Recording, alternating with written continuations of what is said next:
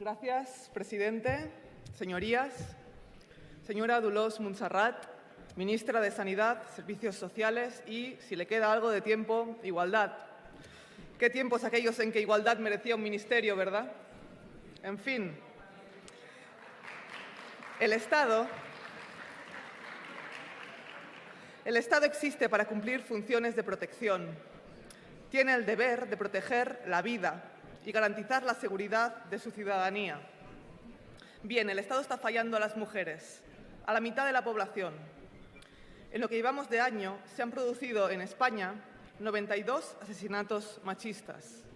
Los datos oficiales recogen 39, pues solo contemplan las asesinadas por la pareja o la expareja, que es lo que abarca la ley actual.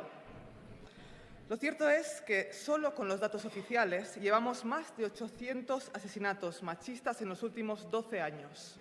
Nos están matando y el Estado no logra protegernos. Ser mujer hoy es el principal riesgo para la vida de una persona. Y la pregunta es obvia. ¿Hace el Gobierno lo suficiente para dar esa protección? El examen de igualdad que nos hace Naciones Unidas responde que no, que ni de lejos y que cada día más lejos. Nos encontramos ante un grave atentado contra la seguridad nacional. Acumula más muertes que el terrorismo de ETA. Y no se me ocurre un terror peor que el que puede sentir una persona conviviendo cotidianamente con quien la pega, con quien la humilla, con quien la anula, la controla, con quien será su asesino. Si eso no es terror, yo no sé qué debe ser. De todos los homicidios que se producen en España, el 20% son crímenes por violencia machista. Podemos decir, sin riesgo a equivocarnos, que la principal causa de inseguridad en España es el machismo. Sabemos bien que el asesinato es solo la punta del iceberg. Debajo existe un sinfín de dolor. Según la macroencuesta, un 13% de las españolas ha sufrido violencia física o sexual, hostias, tocamientos, violaciones. 1 de cada 4 ha sido víctima de violencia psicológica y control emocional. Y prácticamente todas hemos vivido microagresiones y miedo por habitar un cuerpo femenino en un mundo patriarcal. Al mismo tiempo, hay muchas violencias machistas que ni siquiera se consideran como tal. La violación de una mujer por parte de un desconocido, por ejemplo, obligar a una mujer a prostituirse, mutilar los genitales de una niña o el acoso sexual en el lugar de trabajo. ¿No es violencia machista todo eso? Claro que lo es. Desde 2011 tienen ustedes la obligación de incorporar ese cambio mental en la ley por el Convenio de Estambul y aún no lo han hecho. Ahora dicen que lo harán, como todo, pero qué tarde. Lo cierto es que abrir el periódico es terrorífico. Cada semana un hombre mata a una mujer y a continuación esa pregunta. ¿Había denunciado? Cuando deberíamos preguntarnos, ¿por qué las matan? ¿Están locos? ¿Son casos aislados? Nada de eso. Sencillamente llevan el machismo al extremo. La violencia hacia las mujeres es la expresión más bestia de una sociedad que no valora a las mujeres, que normaliza la supremacía masculina y la dominación. La violencia es solo el extremo de una desigualdad que nosotras vivimos cotidianamente y que ustedes refuerzan con sus políticas ciegas al género.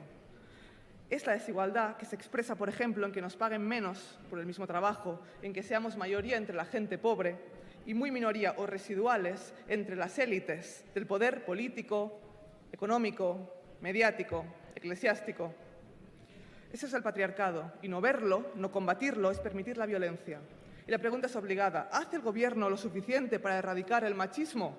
La respuesta se la da la ONU, pero la sabe todo el mundo. Para acabar con la violencia machista, y le presupongo a usted, ministra, la voluntad, creo que una debe hacerse 2 preguntas. ¿Qué debemos hacer para responder correctamente a la violencia machista? ¿Qué debemos hacer para que no se produzca? La respuesta es todo lo contrario a lo que viene haciendo su partido cuando gobierna. A la primera pregunta, responder con contundencia, invertir en recursos y en personal, en la detección, en la atención y en la reparación, en el sistema judicial y en el extrajudicial, en el acompañamiento psicológico y legal desde el primer momento, con alternativa habitacional, con recursos económicos, psicológicos, legales y de protección para la mujer y también para sus hijos y hijas. Y acompañar también al hombre para que pueda desligarse del machismo. Todo eso significa dinero y voluntad política. Dinero y voluntad política, señora ministra. Esta semana una trabajadora de justicia me mostraba la precariedad con que trabajan los juzgados de violencia machista. Cada vez menos plantilla, con menos recursos y menos tiempo, atendiendo situaciones desesperadas. ¿Es así como queremos que no se produzca revictimización? Miren, 2 de cada 3 mujeres asesinadas en 2015 no habían interpuesto denuncia. ¿Saben por qué? Porque muchas creen que el sistema no las va a poder proteger. El drama es que ustedes, recortando, les van a acabar dando la razón.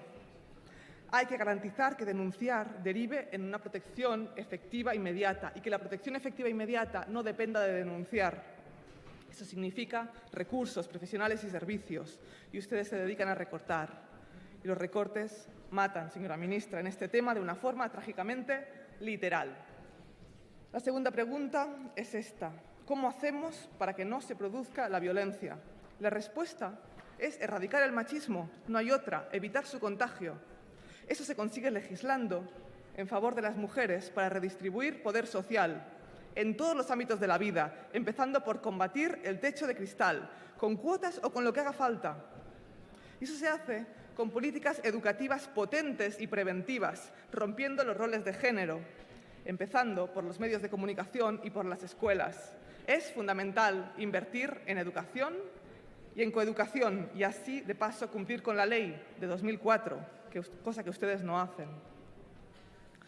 Hay que despatriarcalizar a los niños españoles, señora ministra, para que convivan con la libertad de las mujeres, con la libertad de todas las identidades y opciones sexuales y de género y, finalmente, con su propia libertad.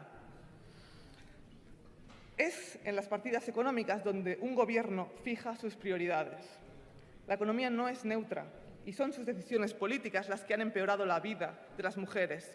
No lo decimos nosotras, lo dice CEDAW, lo dice la ONU, el Consejo de Europa, las ONGs.